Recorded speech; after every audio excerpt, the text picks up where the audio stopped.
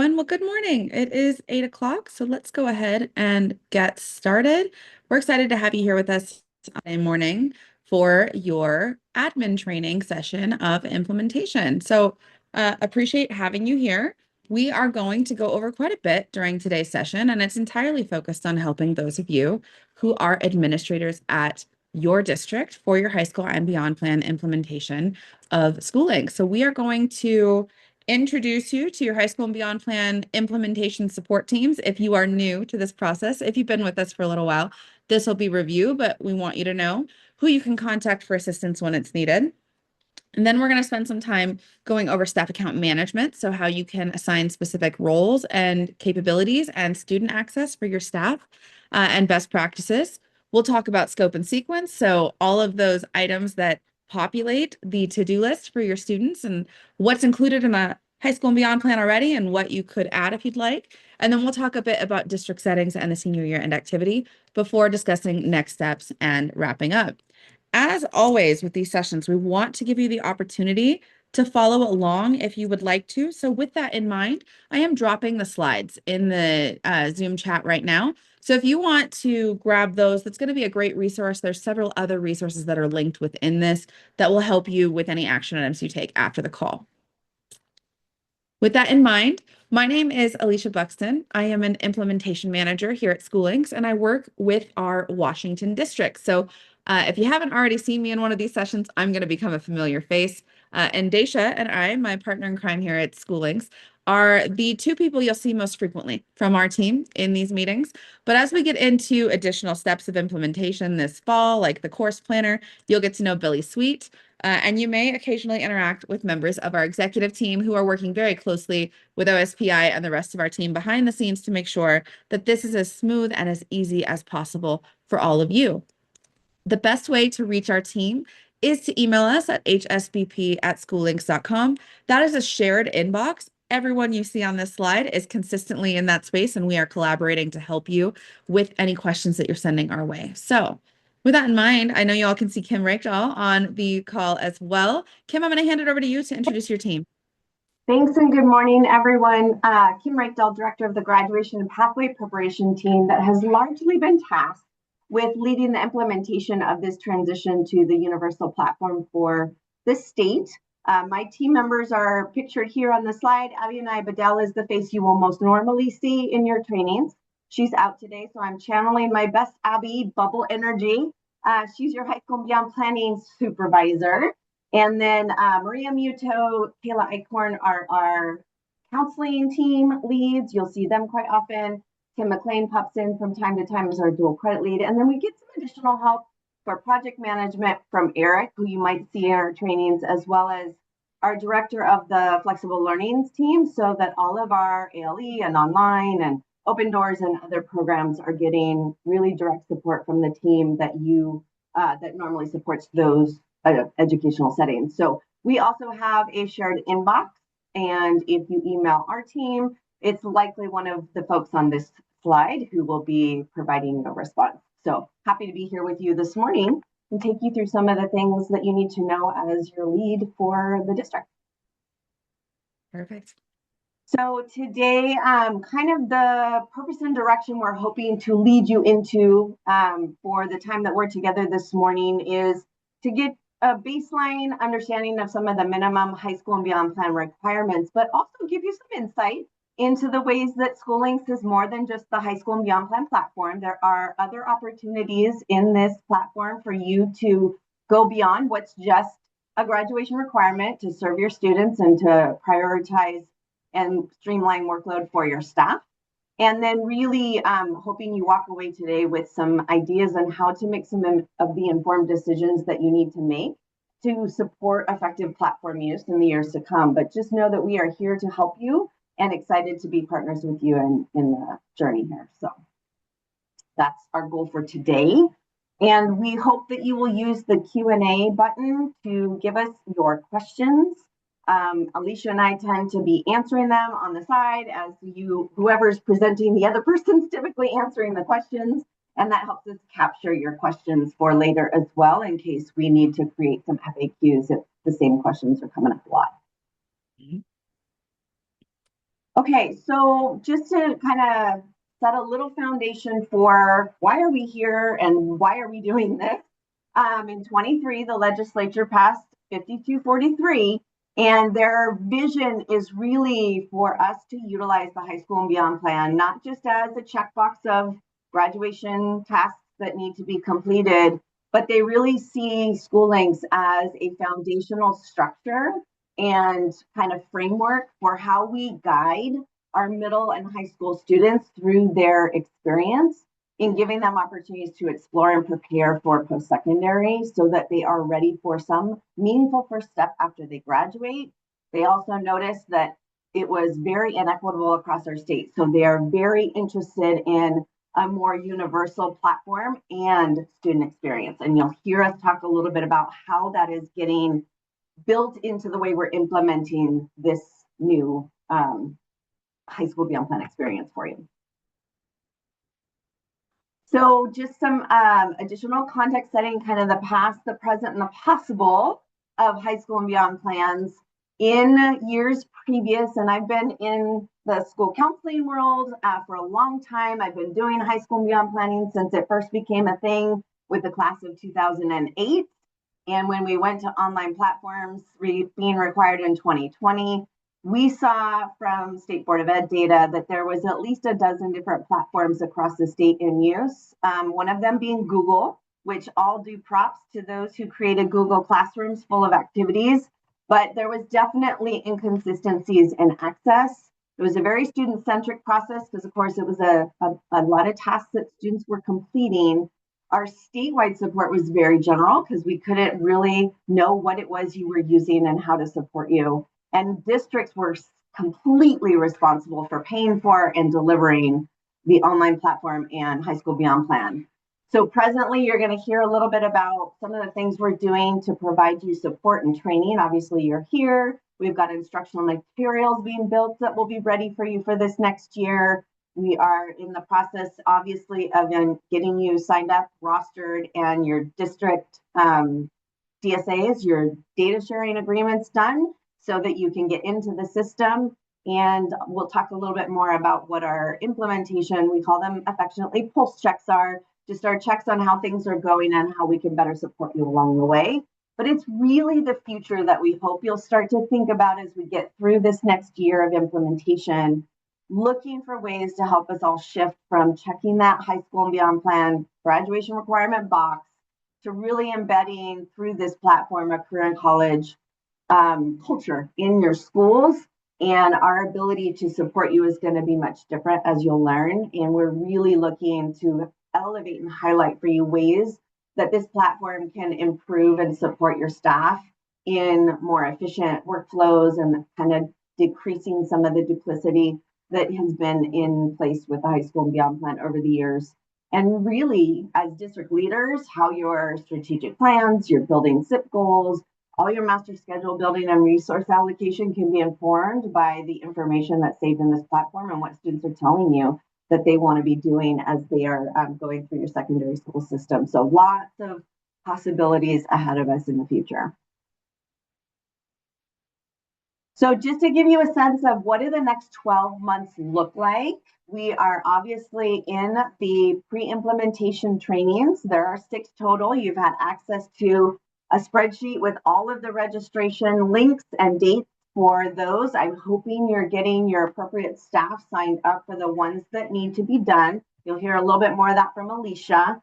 Then as we go into summer, we'll take a break. Everyone should for July. Nothing happens in July with SchooLinks. And then we come back in August and September, kind of that launch. We're ready to dive in and training will continue. We'll see a lot of you, I'm sure, then for the getting started training, and we'll start offering some of the more role-specific training as well. And then you'll note our first pulse check will be the onboarding process, getting your students into the platform. That'll have a 10-1 date, and it's only for your cohort that we'll be looking at those implementation checks and just, again, reaching out if we see numbers below 50% where we can provide additional support. November sees your second pulse check with the goal setting. So students are expected to set their academic goal for the year.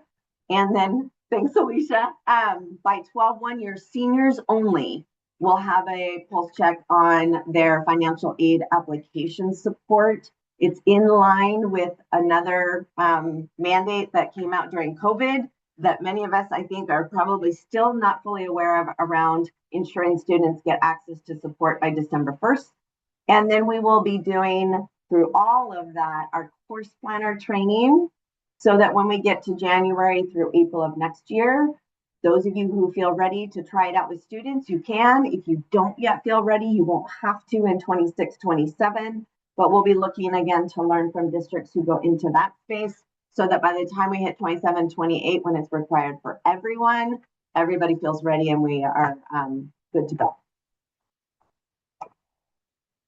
All right, just want to share a few lessons learned with you from our cohort that is finishing up this year. It's the beauty of going second, is you get to hear some of the things we've learned along the way. So one of the things you're going to be doing as you get rostered is assigning key leadership roles for your staff. And these are the three biggest ones.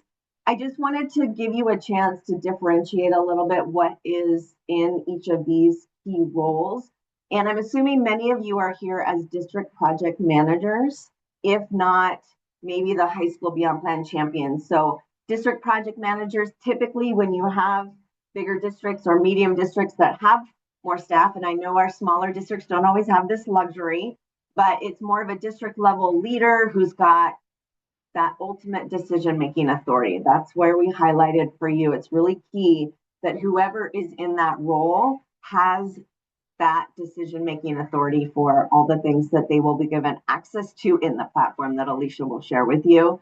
Your high school and beyond plan champion tends to be more of like your building lead, who at each building is going to be championing and really leading the efforts to implement the high school beyond plan. And then your school counselor is going to be heavily involved in the work for sure. This is often in their wheelhouse, all the career and college readiness. But what I wanted to point out is we saw a lot of school counselors, especially in smaller districts with fewer staff resources, assigned in that DPM role. I just want to provide extra caution there. If you need to assign a school counselor in that role, they have a lot of decision-making authority and responsibility, as well as access to all the student data.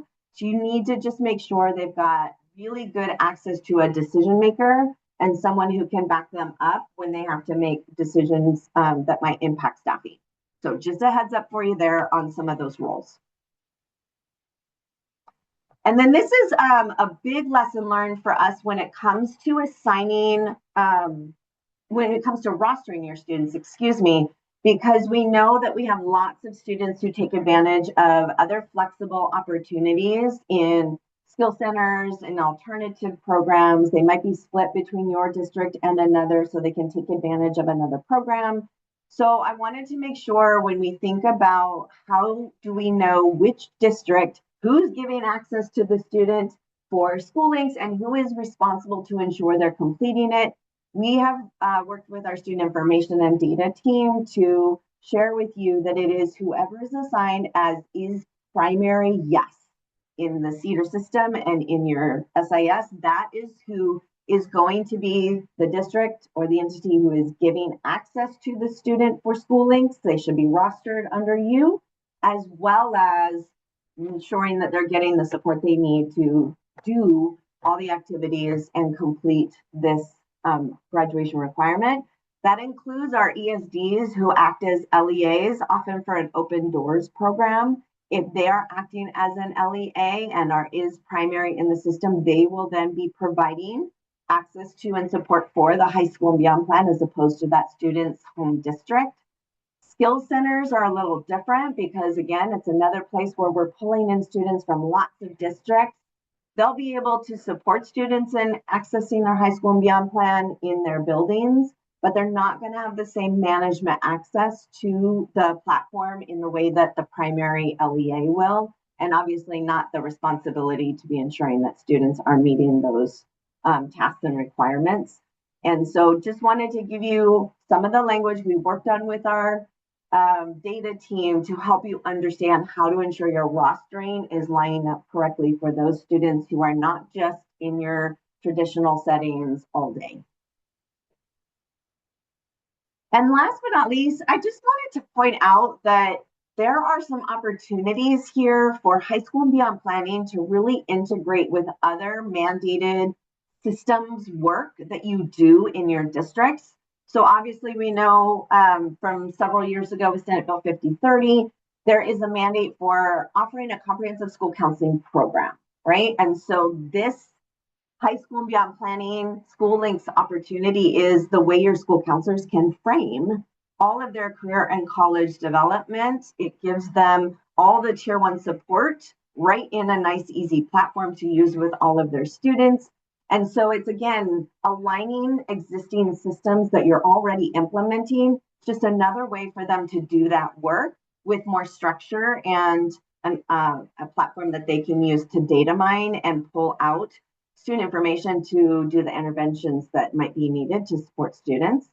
And then we see a lot of opportunity too for alignment for educators with TPEP and their evaluation system. We see some crosswalking that's getting developed that really might help your educators who are in your advisory systems, who are being asked to do the high school and beyond plan in advisory. It really does align with some of the expectations for their instructional practices in TPEP. And so wanted to provide that as a thought for you for those places where you might be running into some concern or some resistance from staff with that advisory system and taking on more. And then we know you also have, some expectations about reporting out family engagement data. And this is another place where SchooLinks can help you with that. And Alicia, in future trainings, you'll learn some more, but there are ways that you can engage your families through the platform. They're going to get their own link. They're going to get their own access point and license, just like your students will. And you can feed them information, you can invite them to events, and you can actually use the platform to document participation and then feed that up to your data reporting expectations. So just a few ways to kind of highlight that while this, I may feel like one more thing, it also really integrates with things you're already doing and can support things you're already doing in a really nice data informed way. Awesome. Thank you so much, Kim. All right, everyone. Kim has done a fantastic job setting the stage, kind of letting us know, the context, why this is important and how it can be beneficial in multiple avenues, not just the high school and beyond plan. So let's get into our core content for today. And then we'll obviously, like I said, once we complete these three things, we will talk about our next steps and what you all can work on with your district after the session. So our first item today is going to be specific to staff account management. And this is really important because this is going to be your center in the platform that allows you to manage staff roles and provide the appropriate student access. So I'm going to treat the next three sections that we're going to be talking about as, show and tell a bit. If you were a part of our rostering and data migration session, you know that we like to jump between SchooLinks and the slides. So I'm going to explain to you each of these things, and then I'm going to show you how you can manage all of this in the platform. So with this in mind, you will see that if you're looking for staff account management in SchooLinks and you have that district project manager role, as Kim was saying, you will be able to find this by clicking on your admin tools button and going to staff account management. Now, once rostering is complete, you will see a list of your staff under the staff accounts tab. But what we're going to be focusing on today to teach you how to control all of that information and provide the appropriate roles, we're going to talk about the SchooLinks roles tab primarily, as well as the capabilities associated with those roles. So there are 9 preset roles in SchooLinks, and best practice is that your staff member's title aligns as closely as possible with the role in SchooLinks. So, for example, your teachers are your teachers, your counselors are your counselors, your registrars are your registrars, etc. Now, with that in mind, your district project manager should be the role that you assign the least. These are the people that have the keys to the kingdom. They are going to be the ones with all of the power to come in and make updates to your configuration, to be able to come in and adjust things like staff roles and student permissions. And your SchooLinks champions, again, as Kim said, will likely be your building leads. When you have access to SchooLinks, if you don't already, you'll be able to read our managing staff accounts guide. You'll need to be logged in to read that. But here, I do want to drop a link in the chat for you right now. This is a resource my team and I created that we think is helpful. A lot of districts really like. It gives you a side-by-side view of each of the roles. I'm going to drop this in the chat right now. There you go. There's the roles and capabilities crosswalk. You guys can see, you'll be able to look at this this chart showing you, okay, each preset role in SchooLinks has these capabilities associated with it by default. And you'll notice there's another tab here at the bottom called descriptions. So as we are looking at this, this gives you an overview of who each role has been designed for and what every capability in SchooLinks allows that person to do. So when you're coming in and you're trying to make decisions on who should have which permissions, this is going to help you out with that information. Or that decision, excuse me. Okay, for sake of time, let's keep moving. It looks like we have a question. Hang on. Have I already covered the process and template used to export the data and to where? If yes, where can I find that info? Yeah, Anonymous, we go over all of that in our rostering and data migration session. So if you had a chance to attend, you can find that in our slides and our recordings. If you have not had a chance to attend, they're still going through the end of next week. And if you'd like those registration links, I'll be sharing those at the end of today's session. If you have already been there and you just need a copy of the recording, please email our team. I just dropped that in the Q&A for you. All right, everyone. Custom roles. We do know that sometimes those preset roles will not always fit the needs of all of your staff. When we are thinking about what's coming up or what's needed for each person, we do know that sometimes you will need to create a custom role. And as Kim said, we understand that some of our smaller districts are wearing many hats and doing many different things. So a custom role might fit the needs of your staff better than one of those presets. You can very easily create these custom roles in SchooLinks in one of two ways. Recommendation is just to duplicate one of the preset roles. I'll show you how to do this. You just click in and there's a duplicate button, and then you're able to adjust the permissions however you would like. Or you're able to use the new role button and you'll create a new role entirely from scratch. I'll also show you that. Now, we do know that when we're coming in and we're asking you, okay, please make sure that you've assigned the appropriate role to all of your staff and make sure they have the appropriate student access. That can seem like a daunting task. So there are ways to easily make these updates in bulk. Now, I want to call out that you can make those bulk updates for both SchooLinks role and student access level, but we like to make sure that you all understand that some of this information might be controlled through your rostering data sync. So for example, if you rostered with a system like Clever or ClassLink or OneRoster API, you may not be able to edit some of these things in SchooLinks by default because that system is controlling this information. Now we can adjust these settings on the back end of SchooLinks if you would like us to. So if I'm taking you through the demo in just a minute and you're realizing, hey, I can't come in and I can't change things the way you can, and you'd like to be able to manage that within SchooLinks instead of something like Clever or ClassLink, please email our team and we can make that adjustment for you. So this screenshot is just showing you how you could very easily come in and, update multiple people to a new role with a click of a button. And then this one is going to walk you through the 3 levels of student access that you can grant folks using those bulk or one-on-one updates as well. You do have 3 levels of student access that can be assigned in SchooLinks. They are student scope. This is usually specific to a building or specific grades. Staff roster only. So that's exactly what it sounds like. If you have a roster for your staff, they would only be able to see those students in the system. And then district-wide access. That's going to be folks like all of you who are here managing everything for your broader district. So with all that in mind, let's move over into SchooLinks. If any of you do want to follow along, you are welcome to. This is entirely optional, but if you've already rostered and you have your account for SchooLinks, app.schoollinks.com is our login page, and you would use whatever login option your district has followed. So you might have a single sign-on like Google or Clever or ClassLink, or you might just be using email and password to log in. Once you're in the system, as I mentioned on the slide, we're going to click on our admin tools button. And from here, we are going to come into staff account management. Now to give you a quick tour, let me clear my filters, folks. I didn't realize any were applied. I am in our waOSPI environment, which we use a lot for training and demonstration purposes, but I want to point out one key thing that you're seeing immediately. You're seeing a lot of district project managers. This is the opposite of what your SchooLinks environment should look like. In this environment, OSPI is collaborating as a team. They are all working on updates for the state. So you're going to see a lot of people with many permissions. At your district, this should be someone like your high school and beyond plan, primary implementation lead. You may also find like your district technical contact, folks that need access to things like this. Otherwise, what you're going to end up doing is looking at your SchooLinks roles, and you'll see that if we do not have a title that is going to align with one of our preset roles by default, you're going to find that when you first roster, a lot of your staff are going to be given the teacher role. This is the default when we don't have a title that matches up to one of our preset roles. This is because the teacher role gives that person the fewest permissions by default, and then you are able to come in and make those changes as you would like to. So you can see we've got all of our preset roles with this little pink tag. And then if you come in and you create any custom roles, as OSPI has, you're going to see that that carries a green custom tag. So you know that that's something your district has come in and created.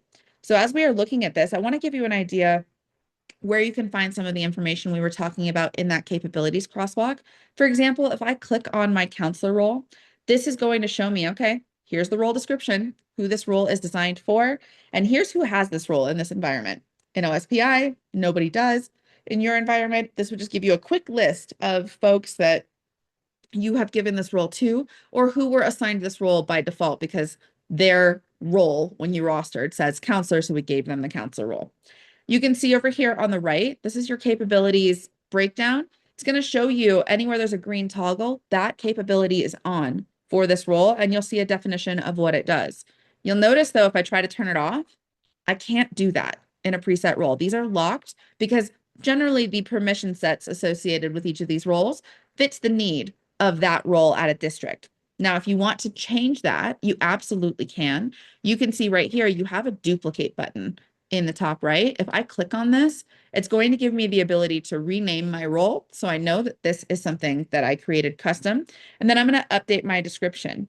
Once I duplicate that role, which I won't actually do, so I keep everything nice and clean here, it will move every single capability that I'm seeing over here into an editable state. So I can toggle things on or off at will. This is the easiest way to create a custom role, and it allows you to do so without starting from scratch. So we do recommend that. But as I said before, you do have the ability to come in and create a new role if you'd like to as well. And here you're going to give it a name, a description, and then every capability that you just saw is off by default. So you have to toggle it on if you'd like to give it to that new custom role. So you guys can see how easy it is to create new roles when you need to. I also like to point out this assign titles button right here. This is a really easy way to help you mass assign things in the platform. So once you've rostered, again, if you have titles that have been coming in, you can see right here, it's going to make it really simple for you to say, oh, my advisors should be counselors. And so should my CCPS program supervisors or whatever that might be. You can see as you scroll down, it's going to give you just a side-by-side table where you're able to make those updates. And when you assign those staff roles, you're going to update that in SchooLinks with the click of a button. So very, very easy to use.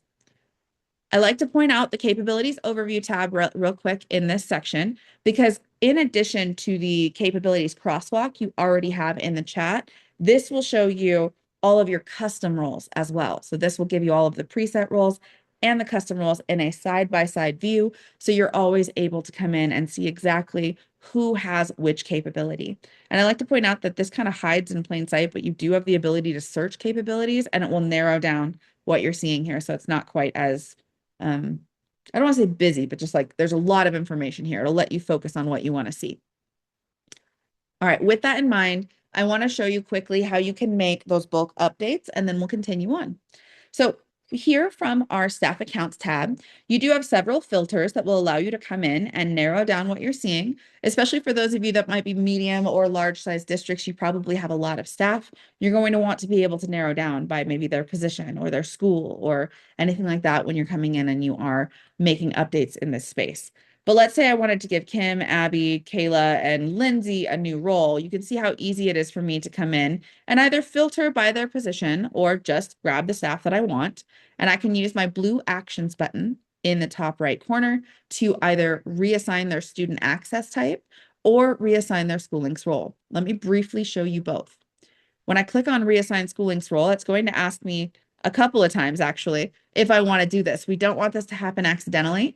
So you can see if I click on reassign role, it's going to say, okay, what role do you want to give to these 4 users? Let's say I am thinking they're actually SchooLinks champions instead of district project managers. I would have to click on this before this button ever becomes something that I can click on. And I can also see the capabilities that I would be giving someone with that role before I assign it. And if I wanted to do so, I can come in and just reassign that role. And then SchooLinks will give me an update telling me, hey, these 4 people now have the SchooLinks champion role. If I wanted to come in and adjust student access in bulk, you can see I can also do that really quickly. I just clicked on the wrong button. There we go. If I wanted to reassign access type, it's going to give me a definition of what each type of access does. And then it's going to let me come in and say, okay, here's what I'd like to do. If I choose student scope, I'll have a couple of additional options where it's going to say, okay, what schools should these users have access to? What grades, etc. So you'll be able to come in and easily make those updates. And again, if you make this so that you can edit things in the platform rather than through your data sync, you can also do this one by one. So if I click into Kim here, you can see that if I wanted to come in and adjust her student access just for her, I can do that.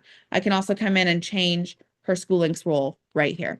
So staff account management is pretty easy to manage. It is just a matter of making sure you take the time as a district implementation team to actually go through each of these elements and make sure that your staff have the appropriate role and access before they begin training. So this is going to be something we're asking you to do before you break for the summer and before all of our staff-facing trainings begin in June. All right, let's go ahead and see. Okay, it doesn't look like we have any questions right now. Folks, don't be shy. I'm going to keep a close eye on the Q&A if you do have any questions as we go along. But our next item is scope and sequence configuration. We like to call this your command center for all of your to-do items in SchooLinks. When we are thinking about scope and sequence, this is already preset for you for all high school and beyond planning tasks. You can get here by clicking on admin tools and then scope and sequence configuration. But what you'll see when we come in here is, again, we have a SchooLinks guide linked that you can access through the deck if you'd like to. But OSPI has worked very closely with many districts and committees in the state, as well as our team, to ensure that all of the minimum requirements needed, both through the high school and beyond plan requirements or legislative requirements, are included in a minimum plan that has already been copied over into your environment. So you'll be able to see that as we look through this, and we will be giving you more details about what's included in that in just a second. There are 2 types of plans in scope and sequence. You'll see a district-wide plan, that is your statewide scope and sequence configuration, or anything that you would like to apply across all of your users within your district. And then a custom plan. Custom plans are created for various reasons. Some districts we've worked with say, hey, we have cohorts of students that need to do things at different times, so the same requirements, but they'd have different due dates. Or we want to create a custom plan for our special education students. Whatever that might be, you do have the ability to create a custom plan, and we can help you with that if you would like to discuss it. Looks like we may have a question. Can I share the link to the slides? Yes, absolutely. We've got those in the chat, but I'm happy to repost them. There you go. You should be able to go ahead and grab those now. All righty. Now, when we're thinking about scope and sequence indicators, this is a term you're going to hear us use a lot. An indicator is the term we use to describe the item you would assign to your students or your staff or even guardians if you want to. There are several indicators that have been included in that statewide high school and beyond plan configuration. And those are not removable because they are the minimum that everybody does need to follow in order to fulfill those requirements. So you'll be able to come in and change those due dates if you'd like to, but you are not able to delete those items. However, you can add to your scope and sequence. Again, the state has configured the minimum. You can build upon that or add to for your district if you'd like to. And while I mentioned the due dates can be adjusted, OSPI has included recommended due dates for each item so that you can help support that universal experience for your students. So you don't have to change them if you don't want to, but we encourage you to review them as a district. This is a screenshotted overview that OSPI created of what is included in that statewide scope and sequence. You can see that they built these items around those 3 guiding questions. Who am I? What can I become? And how do I become that? And they are color coded to kind of match that. So I won't read through every column right here, but I encourage you to spend some time looking over this slide after the session. It will give you an idea what is included in the current scope and sequence for the 25 cohort. This is going to have very minor updates going into 2026, and that will be communicated soon, but this gives you a really good idea of what to expect and what you can look at in the platform right now. All right, and then the last couple of things, and we're going to jump back into our demo. You can add additional indicators beyond the minimum high school and beyond plan configuration, like I mentioned. This is an example of unconfigured indicators. So you can come in and you can click on any of these items that don't already have that green check mark, and you'll be able to choose what grades you'd like to assign that to and a specific due date. Now, when you see those little blue circles, those are just recommended indicators that we see a lot of districts using across the country. You do not have to turn those on. Anywhere you see a gray square, it just means that that's another indicator you can turn on. So I like to define those because we get a lot of questions on what does the blue circle mean? It's just a very commonly assigned indicator. So it's a recommended starting point if you're looking for that. All right. And then finally, we have the ability for you to create custom indicators. We know many of you might have custom lessons or activities that you do with your students. And if you'd like those to live in SchooLinks, since they're already going to be using this platform for many other tasks, you can create those. And I'm going to show you how to do that. So let me move back over into SchooLinks. And this time, again, if you're following along, please click on Admin Tools from your yellow navigation bar, and then Scope and Sequence Configuration. Now here in just a second, there we go, everything is loaded. Again, you'll see an example of both a district-wide plan, which you all have assigned to you, and a custom plan. We're going to ignore the custom plan right now, but let's click on Edit for the district-wide plan. And this is going to bring us in to our scope and sequence configuration page. Now, to give you a real quick tour, you do have a search bar. So if you're looking for something specific, like, course plan information, you can see you can filter your view. You do have the ability to come in and look at this by grade if you'd like to. And you have the ability to come in and download a copy of your configuration if you would like to as well. We do also define for you that this is a place where you can set your intentions, what you want your students to do, and then add the due date and assign it to the appropriate grade. So again, you'll go from a circle to a check mark. That's how you know that this has been successfully configured.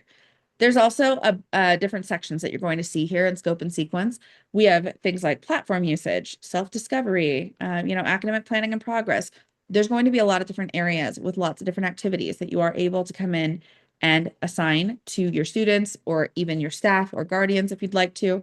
As we are looking at this, I like to point out these little info icons on the screen. If you click on these, we're going to give you a short little overview video of what that task includes, as well as any lesson plans associated with it. These are SchooLinks built lesson plans. OSPI has been working on a lot of additional lesson plans and resources that will be available to you this summer.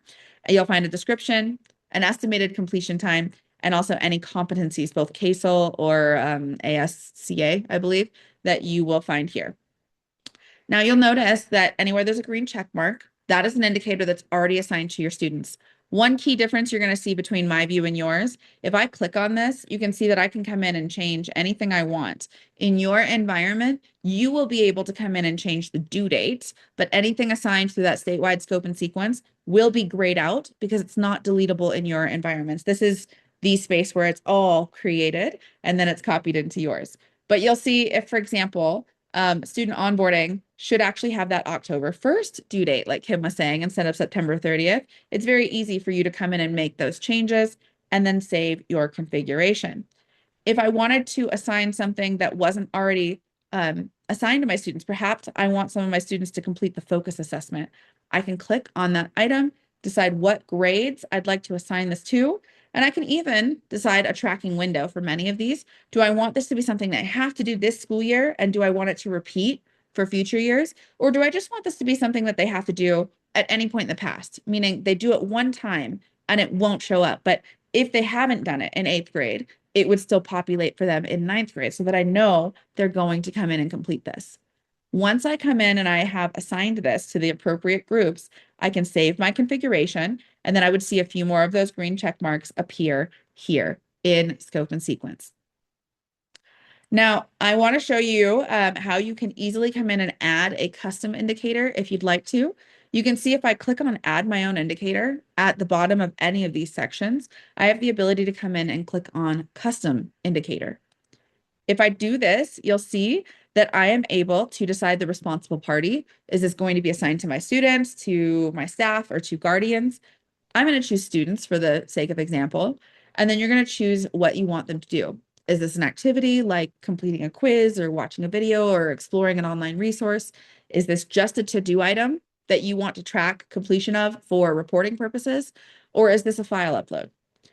You can choose what you'd like them to do. And once you come in, you're going to give this a name and you'll see that everything becomes editable. You'll also decide what category of scope and sequence you'd like this to live under. This makes this nice and easy for reporting and review purposes. You can add in as many elements as you want.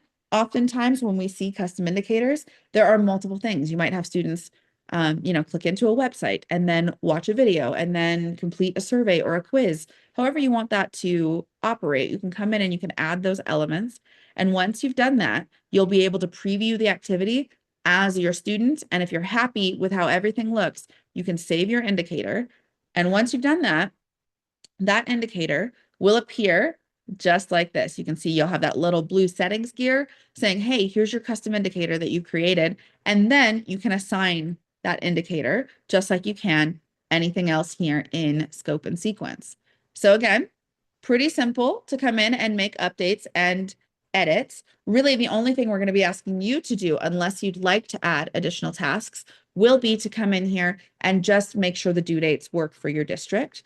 But let me pause and see if we have any questions. Okay, it doesn't look like it yet. Folks, let me know if anything is coming up for you as we are going through. If you have a question, chances are others do too. All right, now district settings and senior year end activity. You have the ability to come in and customize what is available to your students, what's not, how certain things operate in the system, and we want to walk you through how you can do that. So we're going to touch on a few of these today. There are many additional district settings that you are able to come in and customize, and we want you to review those as a team. But we could probably spend a whole hour going over district settings, so we're only going to touch on a few of them today.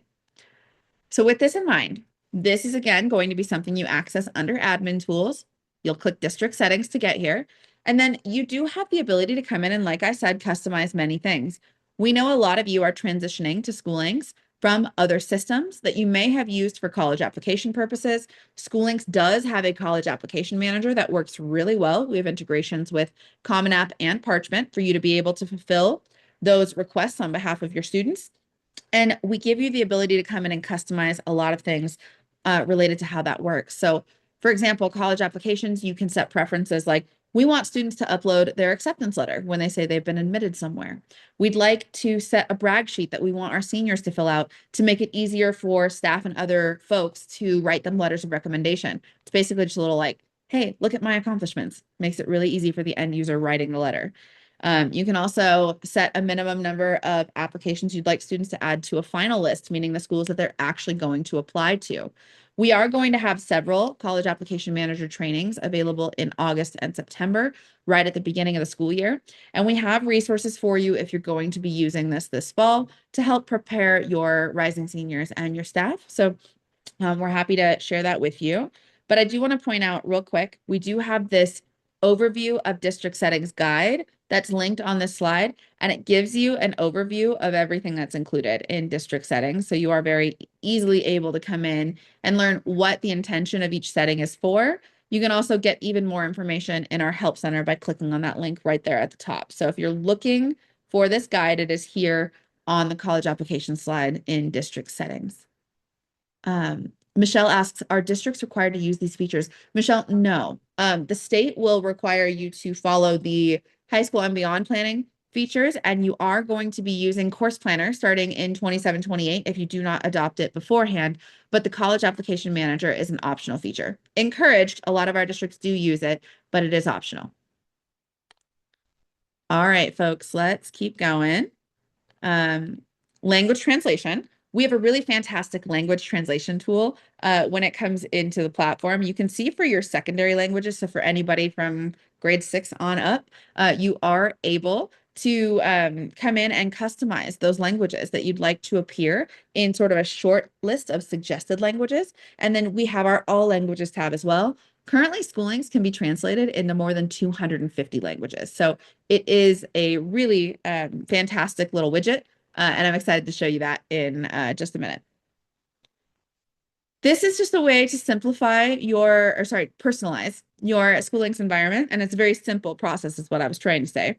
We do encourage you after today's session to come in, add your district logo. If you have building specific logos, add those too. This is going to personalize what your users are seeing in the, in the SchooLinks environment. And then just two more we want to talk about, and we're going to jump back into our demo. Senior year-end activity. This is a really important activity that is included. Sorry, Jennifer just said she lost my sound. Can you hear me? Kim, can you confirm? Can you hear me? Yes, I hear you. Okay. All right, Jennifer, I don't know what's going on your end. I apologize, but let us know if that continues. All right. Sorry, everyone. Senior year-end activity. This allows your students to maintain lifelong access to SchooLinks, and it allows you to track your alumni. So this has got a lot of good intention behind it and a lot of great functionality. But this also allows you to make sure that all of the T's are crossed and all of the I's are dotted before your seniors actually graduate. So you can come in and ask for their personal email and phone number so that you are able to give them that lifelong access to SchooLinks, but also you are able to confirm if they have any outstanding requirements like, hey, you have college applications in progress, but you haven't told us where you're enrolling. Were you admitted? Were you not? We will ask them to come in and update those things. So we'll show you that. And I'll also walk you through how you can add a custom survey for your seniors if there's additional information that your district would like to track for those students. And then finally, you do have the ability to come in and customize what your students can do with their student profile. I'm going to show you in a moment what this would look like, but you do have the ability to decide, hey, can they share a link to their student profile outside of SchooLinks? Can they upload their own profile photo, or is that something the district wants to do on their end? Or is this something where we don't want student pictures, we're just going to allow them to create cartoon avatars? There's a lot of settings that you are able to control. So let's spend a few minutes going through these in the platform, and then we'll talk about next steps and action items before we wrap up. So I'm going to click on Admin Tools, and now I'm coming into District Settings. And just like I had mentioned before, there are a lot of district settings that you'll see on the left side of your screen. We won't go through them all today, but as we're looking at this, just to touch on a few that we discussed earlier, you can see right here, like your college application settings. You can come in and decide, okay, yeah, do I want that acceptance letter to be required? Do I want teacher recommendations to automatically send? Would I like to configure anything for my Common App school profile?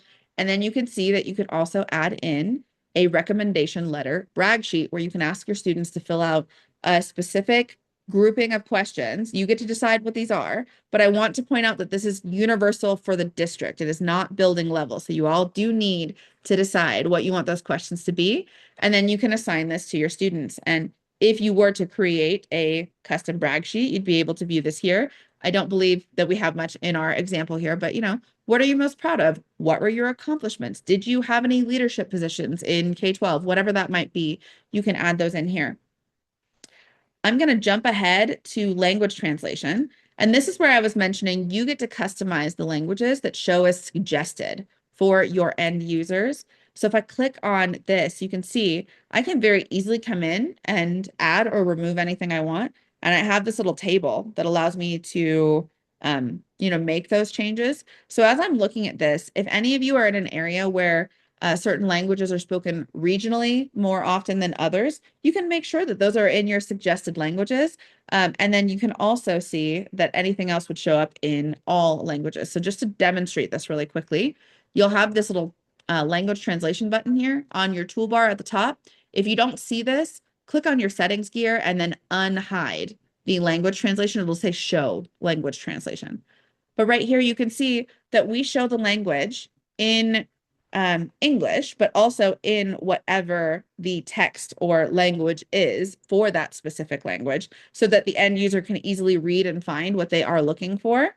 But if they don't see the language that they're looking for here, they can click into all languages. They have a search bar. And like I said, this goes on and on and on because there's more than 250 of them right now. But this creates a really personalized experience and allows you to translate SchooLinks with the click of a button. All right. Logos, folks. This is where you can easily come in and add your logo for your district. And you can also add in school-specific logos. Again, this is just recommended because it creates a customized experience for the end user. So this will take you 2 minutes. If you wouldn't mind updating this after the meeting, that would, be a big impact for a small amount of effort. All right. Last two. Senior year end activity. Now you're going to see right here, this is again, the activity that allows your students to create their alumni account so that they will, uh, maintain lifelong access to SchooLinks. But again, it also allows you to keep track of your alumni so that you can stay in contact. You can survey them through SchooLinks after they've graduated, track outcomes if you want to.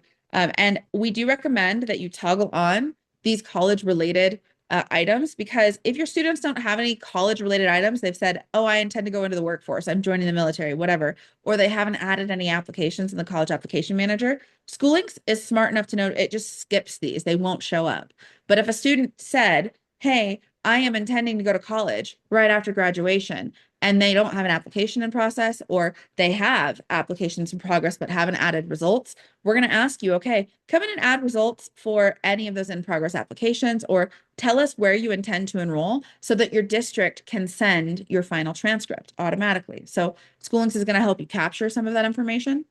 And then again, this is where you can create that custom senior survey if you'd like to. So if there's additional things that you need to talk to your districts about, your students about, you need to track, make sure they have done, you can capture that all right here. And all of that is available right here in form responses. So again, centralizing all of your information.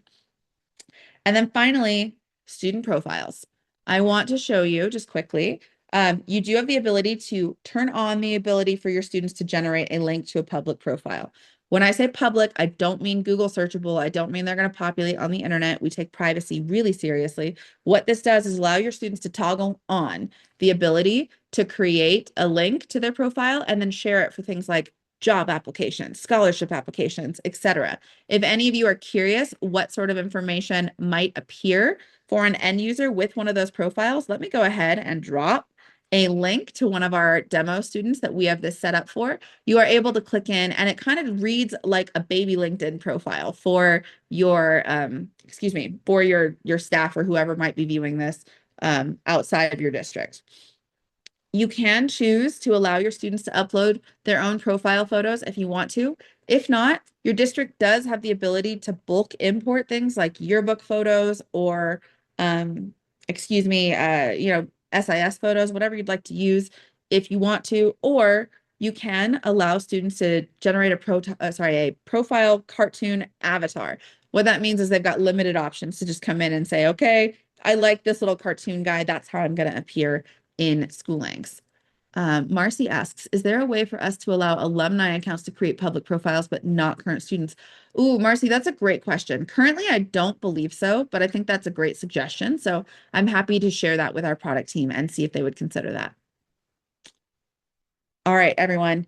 We have just a few minutes left, so I want to make sure we have time to go through our next steps. Kim, I believe that your team wanted to discuss just legislative impacts after this 2026 session. Yeah, just really quickly, want to first celebrate that we didn't get new funding or dedicated funding for High School Beyond Plan, but there is funding, so your licenses are covered, and we will be, again, advocating for that to get more stable in the future. There were two bills that will be having an impact on High School Beyond Planning moving forward. One is a bill that will help us better integrate the IEP transition plan with High School Beyond Planning. It is predicated on another online platform statewide implementation that our agency is leading for an online IEP platform. So we're kind of tied to that. We can't really get all the way done with this one until they figure out who they're working with, and then we'll start making that magic happen for your staff who support students with disabilities.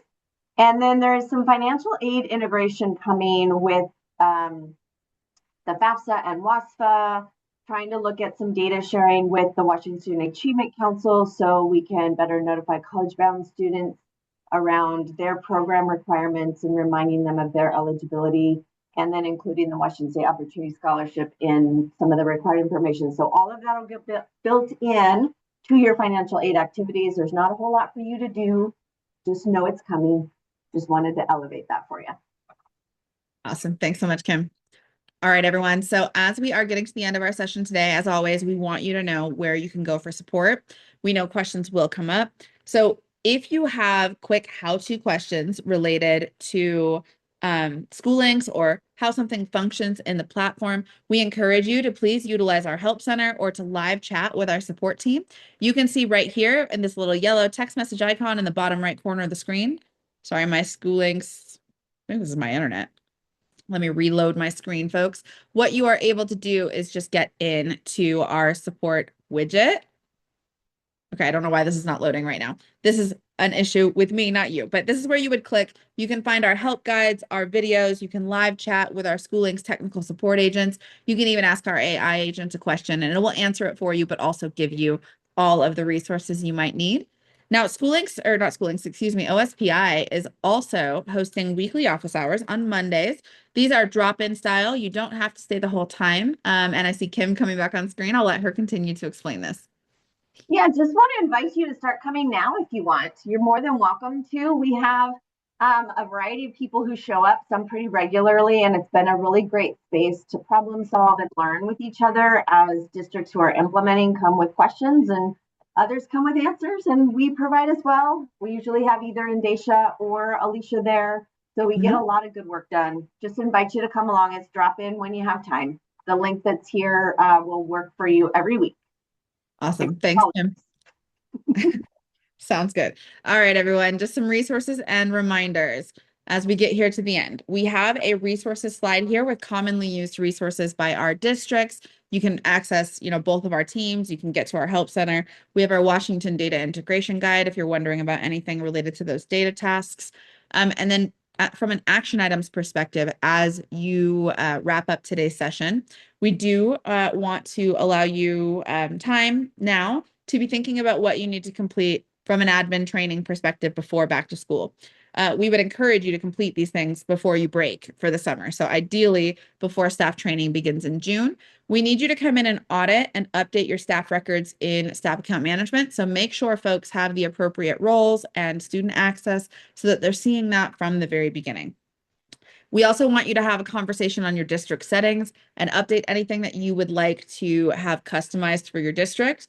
And if you want to add in any additional custom scope and sequence indicators, or you want to just add in additional indicators that are available on the platform, please go ahead and take care of that as a team. Now, we want you to be aware of what you need to be thinking about now. We are in our admin training, as you know, so you likely have already completed these prior sessions. Our next one is change management, where we're going to be talking about your adoption and rollout resources.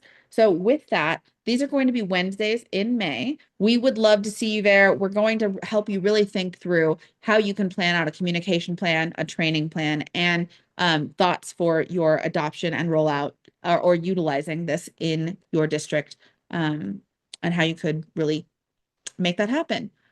With that in mind, we are focusing very much on our implementation tasks right now through the end of May, and starting in June, we are really shifting to a training specific focus. So I did just drop our registration link spreadsheet in the chat. This has got registration links for every single session that we offer. And as we are looking at this, getting started is the #1 training that you should be prioritizing with your staff that help with high school and beyond planning. This is going to be available in June, August, and September. Event scheduler and college application manager are optional, but recommended, especially if you're just curious, hey, how does this work? We'll teach you, and then you can decide if you'd like to use that feature. And then the course planner is going to be the next implementation phase that is required, and that will begin in October and run through January. So we are looking forward to seeing you there. We do have a Washington All Access space. This is going to be a space where you can collaborate with your peer districts, share best practices, ask questions, share resources, whatever you'd like. You're all going through this together, so we want you to be able to support each other. You do need to be rostered into SchooLinks before you can jump into this space, but please make sure you check it out once you have that access. Now, folks, the last thing that I'm hoping you'll do for us today is take just a minute right at the end of our session and fill out our feedback requests. This lets us know what has gone well in the training, what could use improvement, and where you might need some additional support. So please fill that out. We do pay attention to all of those responses, and we will make sure to iterate and improve anything moving forward when necessary. So thank you so much for your time. I know we are at the top of the hour. I hope this was a helpful session, and let us know if you have any questions. You can email either of our teams. OSPI and SchooLinks work very, very closely together, and we will get you in contact with the right people. Have a great day, everyone. Diane, there are no clock hours for implementation sessions. I believe OSPI usually offers them for the getting started training. But if you do have questions on which sessions they are offering clock hours for and which ones are not available, please email them at the address that I just put in the chat, or sorry, in the Q&A. Okay, thanks everybody. Have a wonderful day.